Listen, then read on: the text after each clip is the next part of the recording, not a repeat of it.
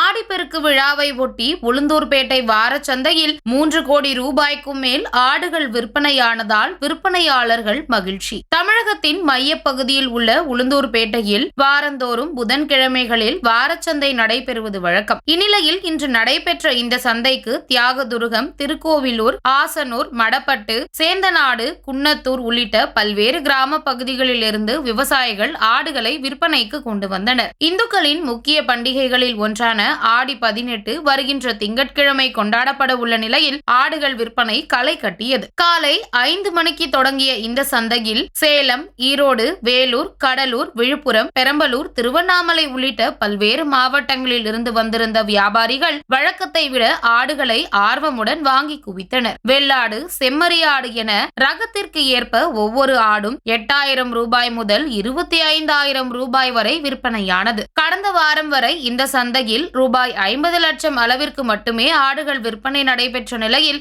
ஆடிப்பெருக்கை முன்னிட்டு இன்று நடைபெற்ற ஆட்டுச் சந்தையில் 3 கோடி ரூபாய்க்கும் மேல் வர்த்தகம் நடைபெற்றதாக வியாபாரிகள் மகிழ்ச்சி தெரிவித்தனர்.